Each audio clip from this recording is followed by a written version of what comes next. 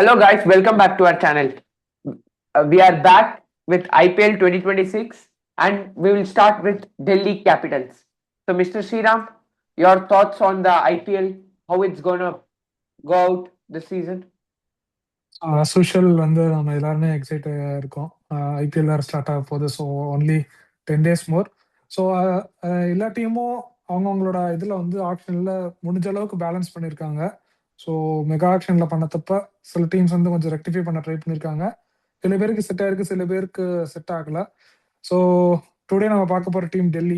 என்னை கேட்டால் டெல்லி மினி ஆக்ஷனில் சூப்பராகவே பண்ணியிருக்காங்கன்னு நான் சொல்லுவேன். Within the limited resource available for them. So அவங்களோட கீ பிக்ஸ் பார்த்தா டேவிட் மில்லர், பத்தும் நிசங்கா, அப்புறம் அக்யூப்தார், அப்புறம் ட்ரேட்ல நிதிஷ் ராணா எடுத்திருக்காங்க. ஸோ மிடில் ஆர்டரை நல்லா ஸ்ட்ரென்தன் பண்றதுக்கு.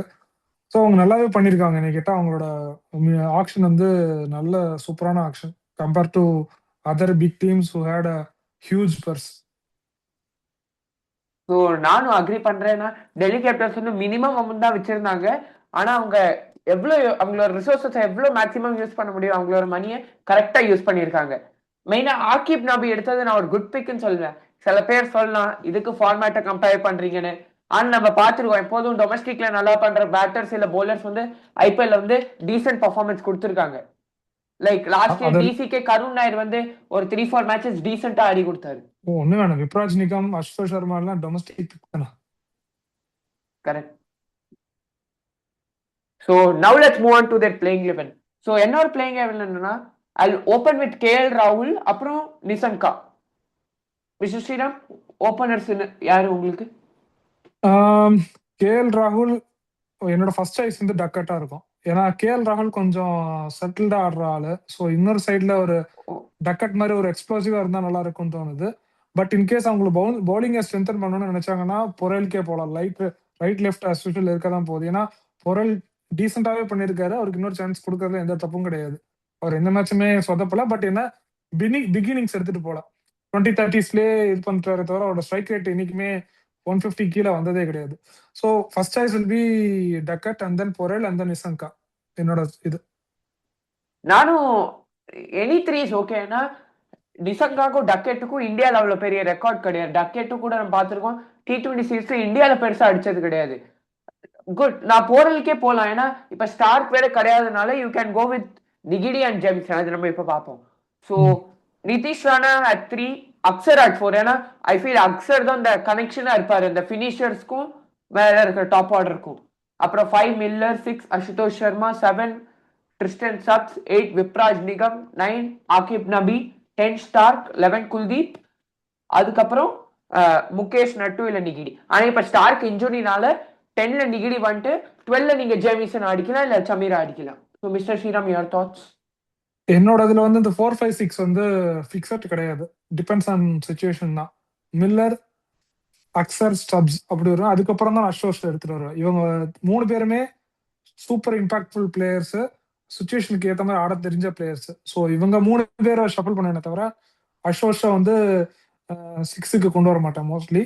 அசோஷன் மற்றதெல்லாம் சேம். அதே மாதிரி ஸ்டார்க்கு உள்ள நிகிடி தான் என்னோட ஸ்டார்டர் கூட. 12th பவுலர் நான் என்ன நினைப்பேன்னா இன்னொரு ஃபாரின் பவுலர் லைக் ஜேமிசனோ இதை எடுத்துட்டு போறது நல்லதுன்னு நினைப்பேன். So will go with KLR. Porel opening. Good. ஏன்னா 8 வரைக்கும் சூப்பரான பேட்டிங் இருக்கு. நமக்கு ஒன்றும் அது பிரச்சனை கிடையாது. ஈவன் அக்யூப் நபி ஓகே மேபி ஸ்லாட் பண்ணுவார்னு நினைக்கிறேன். பட் 8 வரைக்கும் பேட்டிங்ன்றது எந்த டீமுக்குமே போதும்னு தான் நினைக்கிறேன். ஆகிப் நபி ஒரு 2 6 அடிக்கக்கூடிய கெப்பாசிட்டி அவருக்கு இருக்கு. So he can slog the ball. So ஆனா இங்க பேக்கப்ஸ் கரெக்டா வச்சிருக்காங்க. கரெக்டா இல்ல, ஆக்சுவலா அது தேவையே கிடையாது. ஏன்னா நிதிஷ் ராணா ஒரு ப்ரூவன் பிளேயர் ஐபிஎல்ல. ஆனா அவருக்கும் பேக்கப் கருண் நாயர். எனக்கு தெரிஞ்சு கருண் நாயர் ஒரு மேட்ச் ஆட மாட்டாரு. அப்புறம் அசுதோஷ் சர்மாக்கு சமீர் ரிஸ்வி பேக்கப் வச்சிருக்காங்க. அவர் ப்ராமிஸ் காமிச்சாரு. ஆனா இப்ப வரைக்கும் ஐபிஎல்ல பெருசா ஒன்றும் அடிச்சது கிடையாது. எனக்கு சம்டைம்ஸ் தோணுது கேஎல் ராகுல் டக்கட் மேபி 1 டவுன்ல கூட பூரையில கொண்டு வந்தா நிதிஷானா கூட உட்கார வைப்பாங்களா. ஐ மீன் திஸ் இஸ் பாசிபிளான்னு தெரியல. பட் அதுக்கும் சான்ஸ் இருக்குன்னு நான் சொல்றேன். சான்ஸ் இருக்கு. ஏன்னா டிசி லாஸ்ட் இயர் கேஎல் ராகுல் வச்சு ஓப்பனிங் 3-4 நம்மளுக்கு அது கூட கன்ஃபார்ம் கிடையாது அவர் ஓப்பனிங் ஆட போறாரா இல்ல ஃப்ரீயா கேஎல் ராகுலோட போறாரா. பெஸ்ட் வந்து ஓப்பனிங் மட்டும்தான் T20 கிரிக்கெட்ல மெயின்லி T20ல. ஐபிஎல்ல. ஆமா ஆமா, T20லயே சொல்றோம், ஐபிஎல் T20லயே சொல்றோம். அவரோட பெஸ்ட் வந்து ஓப்பனிங் மட்டும்தான். So now let's move on to the strength. So mister Sriram, இந்த டீமோட ஸ்ட்ரென்த் என்னன்னு நினைக்கிறீங்க? ஆல்ரவுண்ட் டீம், நல்ல டீம் இது. உண்மையிலே எல்லாருக்கும் பேக்கப் இருக்கிற டீம். இப்போ ஸ்டார்க் இல்லைன்றனால அவங்களுக்கு வந்து அப்படியே டீமே அவங்களோட காம்பினேஷனே அப்செட் ஆச்சா இல்ல. இல்ல இப்போ இல்ல. இன்ஃபேக்ட் ஸ்டார்க்கை விட இப்போ வேர்ல்டு கப்ல இந்தியால நல்லா பெர்ஃபார்ம் பண்ண நிகிடி இருக்காரு. ஸோ அது பட் ஸ்டார்க்கோட கேப்பபிலிட்டியில் அவரோட ஆறா வராது. பட் டெஃபினட்டா ஒரு நல்ல பிக்கப். ஸோ அவருக்கு காம்ப்ளிமெண்ட் பண்ற மாதிரி எய்தர் ஜேமிசனோ சமீராவோ வச்சுக்கலாம். ஏன்னா அவங்களுக்கு வந்து டாப் த்ரீல வந்து full Indian, in fact top four வந்து ஃபுல் இந்தியன் போறதுக்கு அவங்களுக்கு கேப்பபிலிட்டி இருக்கிறதுனால அவங்க வந்து பவுலர்ஸை வந்து ஃபாரினர்ஸா கூட எடுத்துக்கலாம். எந்த பிரச்சனையும் காம்பினேஷன் அடி வாங்காது. ஸோ இது அவங்களோட ஸ்ட்ரென்த், என்னோட மேஜரான பார்க்குற ஸ்ட்ரென்த். ஸோ நானும் அக்ரி பண்றேன். அவங்க பேலன்ஸ் வந்து காம்பினேஷன் சேஞ்ச் ஆகும் போதும் பேலன்ஸ் வந்து அந்த balance between batting and bowling வந்து போகல, ஈக்குவலா இருக்கு. ஸ்டார்க் இருந்தாலும் சரி இல்லைனாலும் சரி, ஒருவேளை ஈவன் கேஎல் ராகுல் இருந்தாலும் சரி இல்லைனாலும் சரி, 8 பேட்டர்ஸ்ன்றது கன்ஃபார்ம். 8 பேட்டர்ஸ் இப்போ கன்ஃபார்ம். கேஎல் ராகுல் இன்ஜுரினா கூட பிருத்வி ஷா வந்துருவாரு. இல்ல பிருத்வி ஷா வேணாம், புரையலும் டக்கட்டுனாலும் அங்கேயும் எந்த பிரச்சனையும் இல்லை. அதான் சொல்றேன், உங்களுக்கு வந்து இவங்க காம்பினேஷனை ஃபர்ஸ்ட் மேட்சே பிடிச்சிட்டாங்கன்னா அன்ஸ்டாப்பபிளான டீம் என்னை கேட்டா. அன்லெஸ் இவங்களோட ஸ்பின்னர்ஸ் இன்ஜுரியோட இவங்கள என்ன இவங்க வந்து ஒரு நல்ல டீம் தான் எனக்கு கேட்டா. அப்புறம் இன்னொன்று ஸ்ட்ரென்த் நான் என்ன நினைக்கிறேன்னா, இவங்களோட பேட்டிங் நான் சொல்லுவேன். இவங்களோட பேட்டிங்ல வந்து டுவல் ரோல் பிளேயர்ஸ் வச்சிருக்காங்க. அக்சரும் வச்சிருக்காங்க, அக்சர் இருக்கு, கேஎல் ராகுலும் இருக்கு. அப்புறம் எக்ஸ்ப்ளோசிவ் ஃபினிஷர்ஸ் ஒரு 5 ஓவர் 17 ரன் அடிக்கூடிய ஃபினிஷர்ஸ் இருக்கு, மில்லர், அசுதோஷ் அண்ட் ஸ்டப்ஸ். இவங்க ஸ்பின்னர்ஸ் யாரு? அக்சர், விப்ராஜ் இவங்க இல்லாம, குல்தீப் இல்லாம இவங்களோட spinners. Okay, let's check the squad நவ. ஸ்பின்னர்ஸ் அஜய் மண்டல் வச்சிருக்காங்க, லெஃப்ட் ஆர்ம் ஸ்பின்னர். பட் அவர் லெவல்ல ஆட முடியாது, ஏன்னா அக்சர் பட்டேல் கேப்டன். சோ இல்ல இல்ல, அவர் ஆட ஜஸ்ட் மாட்டாங்க. பேக்கப்காக பார்த்தேன். Okay okay okay, move on.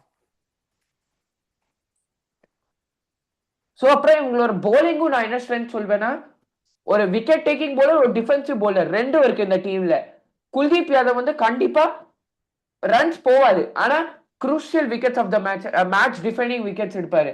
அப்புறம் அக்சர் பட்டேல் என்ன பிச்சா இருந்தாலும் he can bowl for 30 runs. So இது இவங்களுக்கு 3 பெரிய ஸ்ட்ரென்த் இருக்கு. Correct. So now let's move on to their weakness. So mister Sriram, your thoughts? நீங்க சொல்லுங்க, வீக்னஸ் உங்களுக்கு என்ன தெரியுதுன்னு. வீக்னஸ் வந்து இவங்களோட இப்ப ஸ்டார்க் இல்லாதது கூட, ஸ்டார்க் இருந்தா கூட இவங்களோட இந்தியன் ஃபாஸ்ட் போலிங். இப்ப இவங்க வந்து நிசங்கா இல்ல டக்கெட் பிரிட்ஜ் ஸ்டார்ட் பண்ணுவாங்கன்னு நான் நினைக்கிறேன். அப்படி ஸ்டார்ட் பண்ணா ஆகிப் நபி ஐபிஎல்ல இன்னும் அவர் ஆடினது கிடையாது. அப்புறம் முகேஷ் குமார் அப்புறம் நட்ராஜன் வந்து எப்படி இருப்பாங்கன்னு நம்மளுக்கு தெரியாது, ஏன்னா அவங்க இன்ஜுரி ப்ரோன் 2 பேரும். அப்புறம் முகேஷ் குமார் லாஸ்ட் சீசன் அவ்வளோ கிரேட்டா போடல, பட் இஸ் பொட்டன்ஷியல். ஸோ அந்த இந்தியன் ஃபாஸ்ட் போலிங் அடி வாங்கினா இவங்களோட போலிங் கொஞ்சம் கீழே போகலாம். அப்புறம் ஓப்பனர்ஸ், அதான் அந்த கன்ஃபியூஷன், ராகுல் ஓப்பனிங் ஆடுவாரான்னு தெரியாது. அதுக்கப்புறம் இப்ப நிசங்கா இல்ல டக்கெட் வந்து இந்தியன் கண்டிஷன்ஸ்ல அவ்வளவா ரன் அடிச்சது கிடையாது. ஸோ இவங்க போலில் ஆடினா ஓப்பனர்ஸ் வந்து கொஞ்சம் இருக்கும், நல்லா இருக்கும்.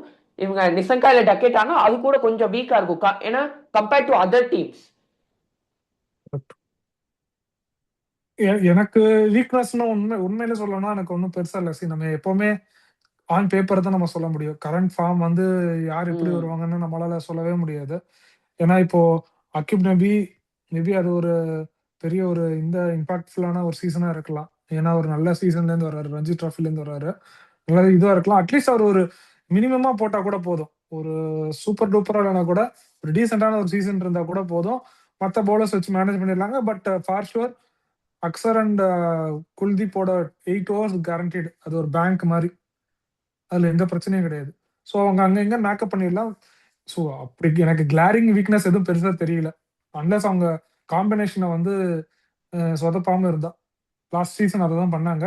அதனால ஃபர்ஸ்ட் 6 மேட்ச் எனக்கு என்ன ஞாபகம் இருக்கு, அந்த கருணாயர் அவுட் ஆன உடனே அந்த அவங்களோட உண்மையில அவங்களோட சீசனே முடிஞ்ச மாதிரி இருந்தது against Mumbai.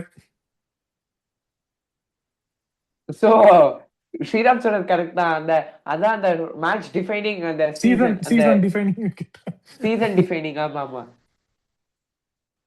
So mister Sriram, உங்களோட குவாலிஃபிகேஷன் சான்சஸ். கண்டிப்பா எனக்கு நான் இந்த டீம் வந்து இவங்க குவாலிஃபை ஆகலைன்னா தான் நான் ரொம்ப சர்ப்ரைஸ் ஆவேன். என்னை பொறுத்த வரைக்கும் இவங்க டாப் 4ல இருக்கிற டீம்.